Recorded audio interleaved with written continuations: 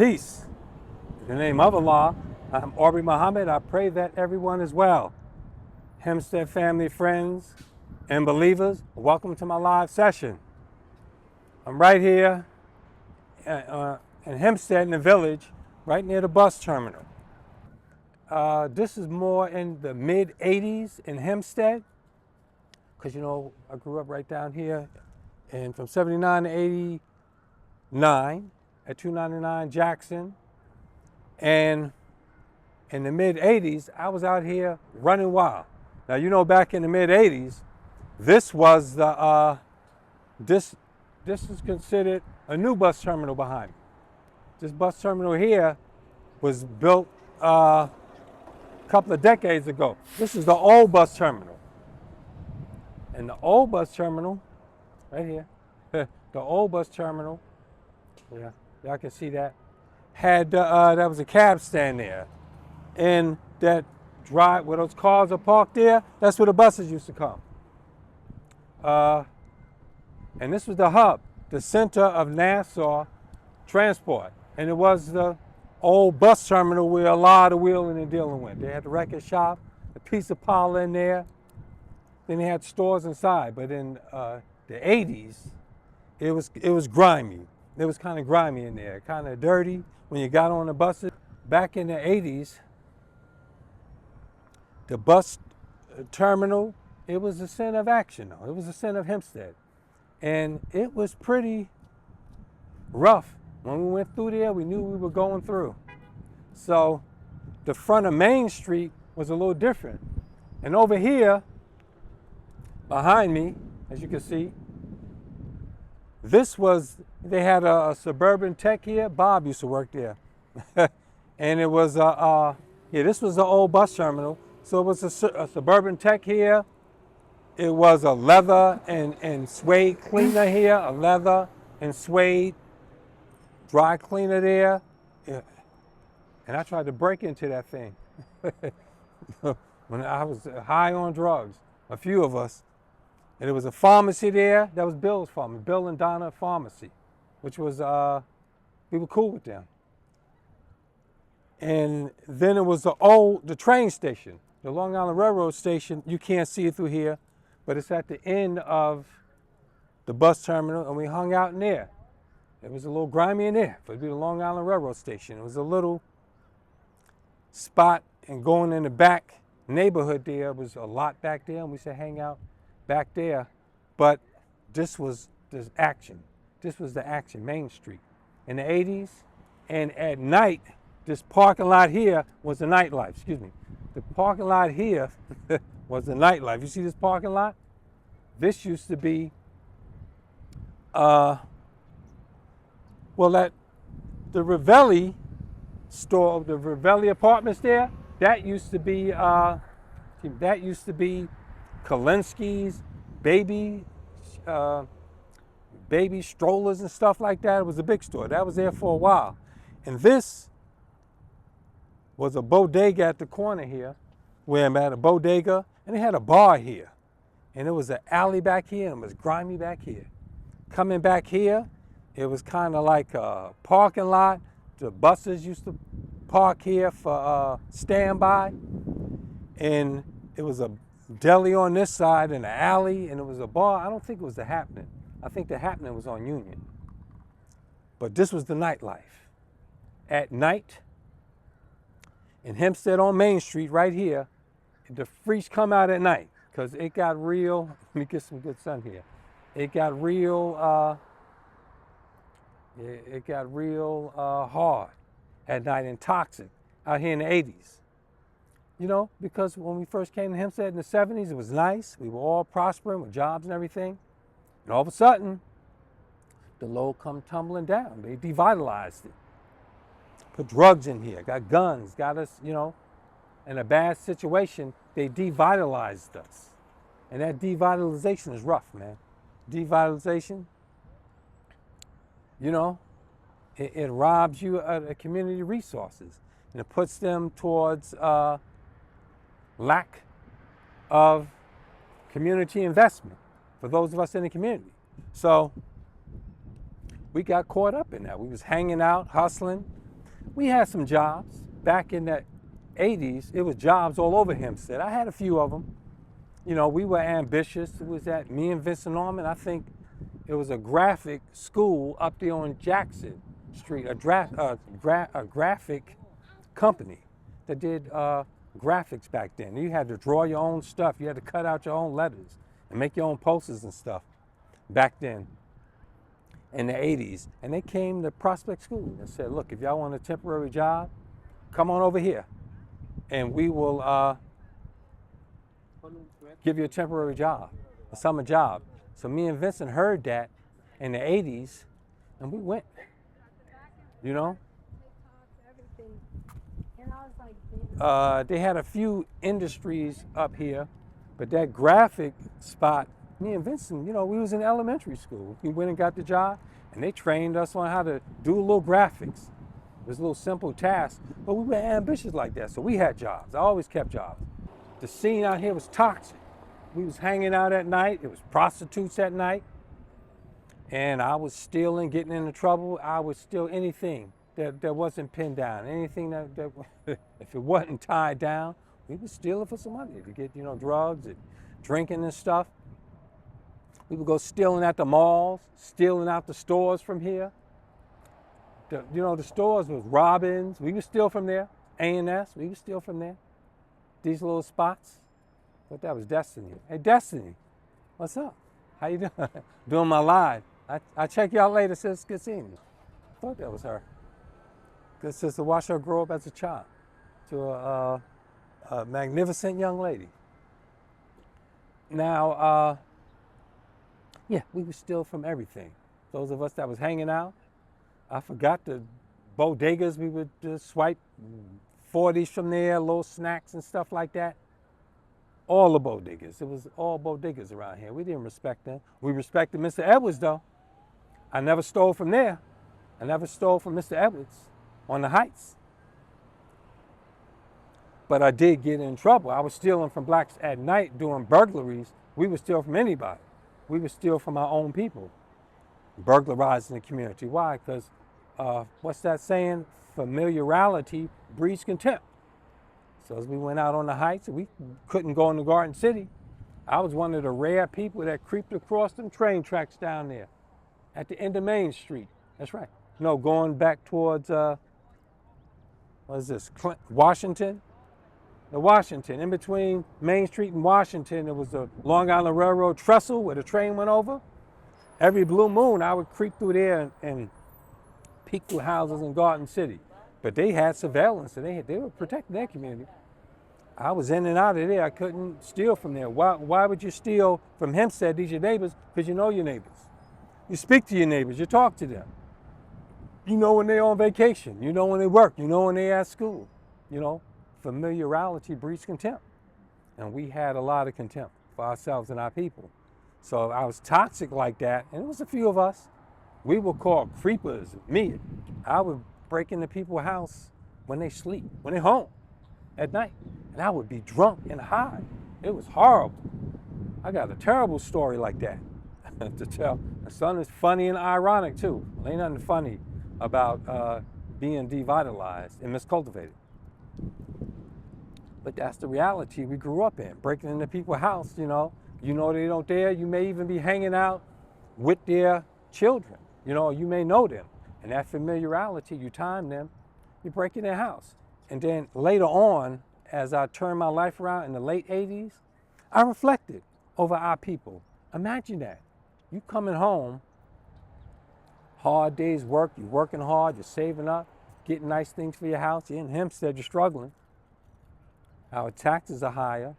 Well, when they first came in the 60s and the 70s, everything was kind of low cost. That was to bait us in. Then eventually they raised the taxes. But we was collecting things in the 70s. We were saving, starting to get things in our house. You have things in the garage, in the attic, things stored up and saved. And nice things in the house. Then you come home from work at night and your door's open, the window's busted, and you see your things scattered about. You feel violated, you're confused, you're frightened, you searching the house, and that's traumatic. Your whole could have been your week, could be maybe even a month have changed. Yo, you got to do a police report. You got to find out what was taken. You may have to get an alarm system. Tell the police. Most of them burglaries went unsolved. Most crimes in the black community go unsolved. And most, because they're not reported, and most, don't you know that most crime happen in white neighborhoods across America?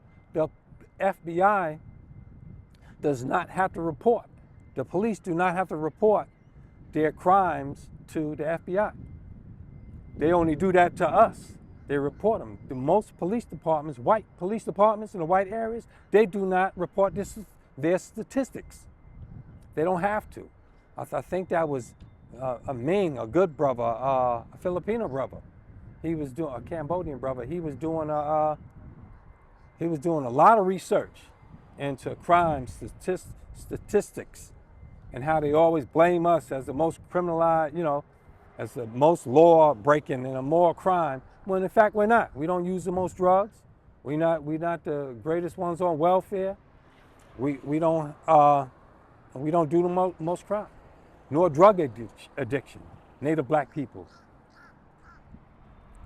It's white people that lead in those areas. And then they come out with your per capita stupid stuff where they don't report the crimes. If the police ain't reporting the crimes, they not measuring. So we would, you come home, that's traumatic. Your possessions are gone, you feel like you got to start over. And you feel violated. That's very, your space is gone. Most move. Most people, they move. They try to move to another area. And we was doing that. Why? We addicted to drugs. We addicted to alcohol. We got vices. We materialistic. And materialism is the root of why you want more. We had simple things. And those simple things, if you dissatisfied and you ungrateful, you want more luxury things. You want the latest things. And we had things, but we weren't grateful. We didn't have the patience to save up, and the motivation. So we're going in and stealing from others. And that happened in Hemsptead, all areas that happen in, all poor areas. That's not just black folk, that's us. That was done to us because, that was set up for us. We are miscultivated to turn on each other. We're not trained in nationalism, native black cultural nationalism. That's the key for us overcoming our difficulties. You know what I'm saying? Valuing ourselves, our heritage, our legacy, training to protect the community, to have some camaraderie with your neighbors, extended family, to love yourself, love your people. We wasn't taught that. That school messed us up. Public school, that's why I didn't even go. So you turn towards where you feel you empowered, the streets. And in the mid-'80s, these streets was hard. This is Main Street. We call it the hostro. You know what that means, the prostitutes. And when we would go out stealing from the stores, boots and clothes, stealing jewelry from houses and stuff like that, we would go sell them, some of them. The fence didn't pay you enough. But if you went and resold that stuff to the prostitutes and the pimps, they would pay you. They would pay you cash, especially the prostitutes. And it got bad out here. In the early to mid 80s, it got so bad out here, we noticed a trend. It was dudes pimping the women mainly, but that turned around. Sometime in the early 80s, Hempstead got a reputation. And people started coming from other towns to Hempstead to buy prostitutes. And that attracted the perverts. And the perverts were what? They would have weird sexual, freakish fetishes. So the perverts, and these were business people too, professionals, white professionals. I remember a judge used to come down here, a Nassau County judge used to come to Hempstead, the hostro at night, seeking prostitutes. And he wasn't seeking just regular prostitutes. He was seeking male prostitutes. He was seeking drag queens, transvestites. So that market got so lucrative and attractive, there were no more women prostitutes on Main Street at night. It was all transvestite, all homosexual, male homosexual. Because these judges and these other professionals, white men from other communities, would come into Hempstead. And you never hear of their arrests. They never arrested them. They always just arrested us. Like over at Hofstra University. The brothers used to sell the students, and Hofstra is very disrespectful to Hempstead. Those houses over there that the students live in on the Uniondale-Hempstead border, they shit in them, man. They party and crap and throw garbage around and disrespect us. And that angers me. And we've been challenging them for decades about that, the disrespect that Hofstra has. No other community does that. We cannot take our asses over to Malloy, Rockville Center, those side streets, and how we cannot buy houses, rent houses there, partying, freaking out. Native black people, we cannot rent and buy houses over there for students to Malloy and party and bullshit like they do over here, and they just get away with it because this sorry ass village board, man. They're terrible. They permit this disrespect. They have this as an open community.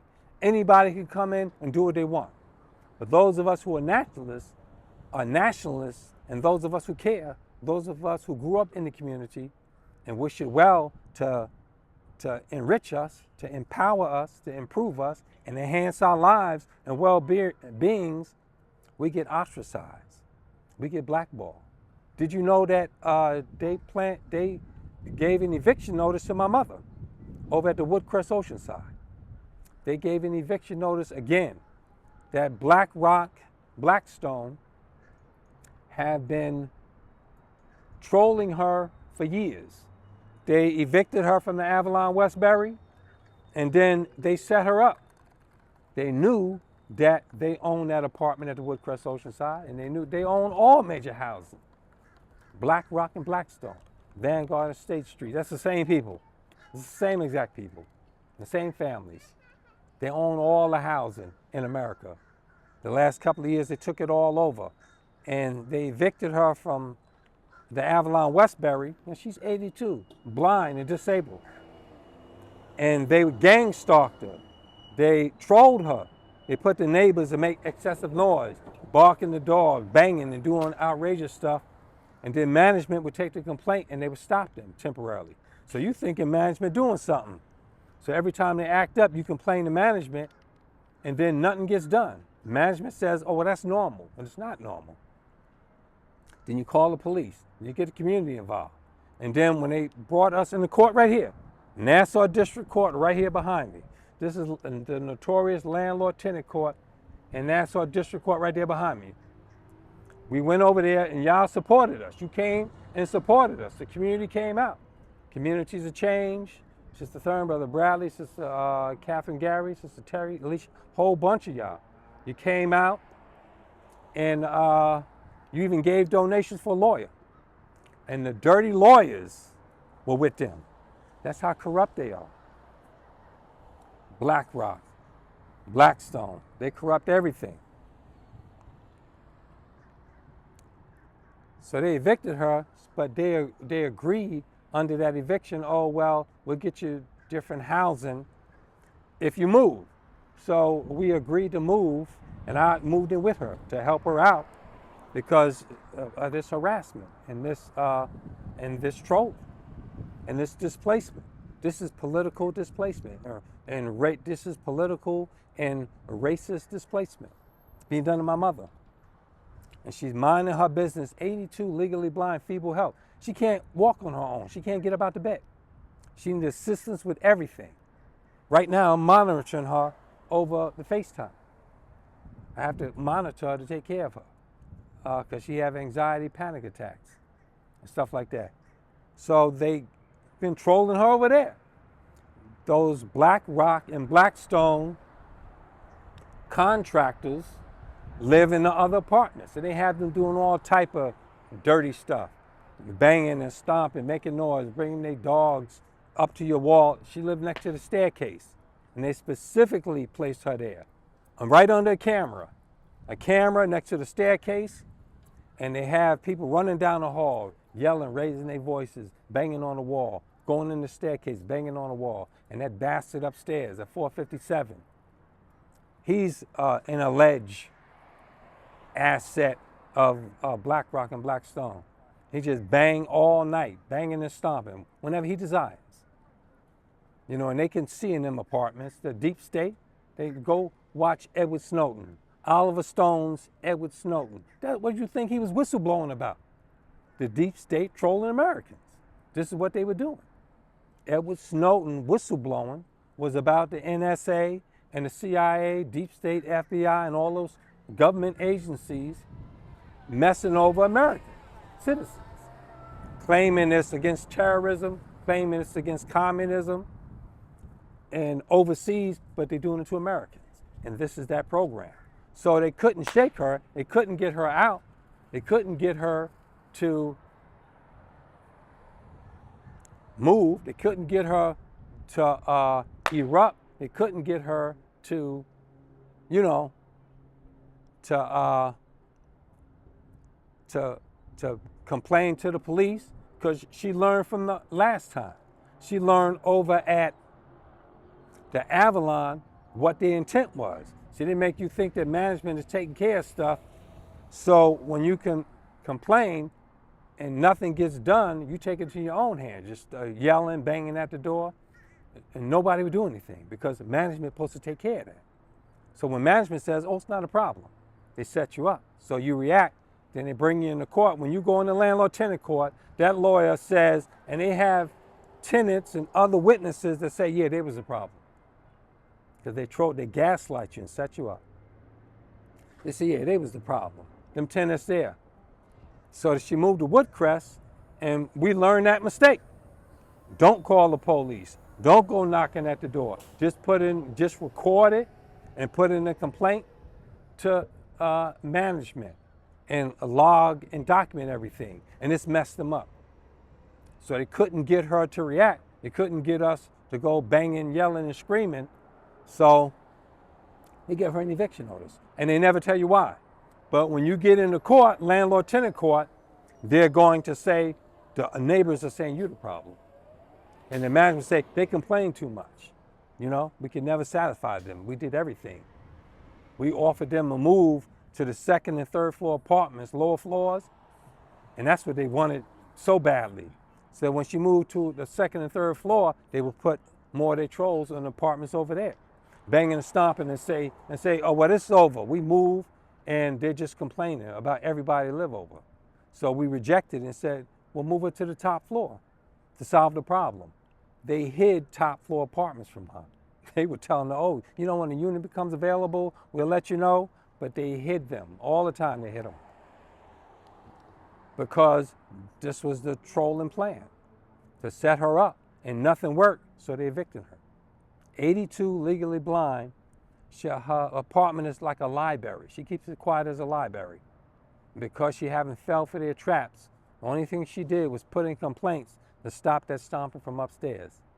And we don't even know if that's the complaint. They come up with anything. They're parking, they harassed the parking, had other people parking in her spot. She had spot 212. They had other people parking there. So when you come to park, you can't park. You got to go up the block. You got to park in the back. And when you call the tow truck company, they work with them. They lie and say, oh yeah, we'll come. We'll tow the car from your space. They never come. All stuff like that. And they have the all type of contractors causing mayhem. They had a contractor, walk into her apartment. Just walk into her apartment unannounced, and didn't even say who he was, but he just booked out and ran down the stairs. See, so that creates anxiety in her. Oh, people can just walk in my apartment. I had to call the police because the management was like, oh, I'm in a meeting, I'll check it out later. So I called the police, say investigate that. And they say, oh, it was a contractor. He made a mistake. It wasn't a mistake. That's trolling. That's what they do. So she's going to need your help, family, because they evicted mom from the Woodcrest Oceanside, which is why I'm raising a GoFundMe to get her a co-op or condominium or small house to solve the problem. A co-op or a condominium on a top floor where there's no one over her, because eventually, if she buys a co-op or a condominium on a lower floor, the people above her may be random at first, but eventually when their lease comes up or the sale of that condominium, it'll be one of these contractors and they'll be banging and stomping and carry on. Yes, that's how they move. So mom needs help, okay? So in Hempstead, this was wild. In the 80s, we were wild. I'm talking about me growing up at 299 Jackson, hanging out on the heights. Boy, I need some more water. Really going. Hope your Sunday is well, family. Still fasting. Yeah. Feels good not eating. You know, clean your system out. Clean your mind, spirit, and the body. All that ties in together. Feel good, energized. New spirit, new life. You transmute your thinking into a higher level, a higher rate, a higher tone. And that brings about peace. That's the godliness, the heaven.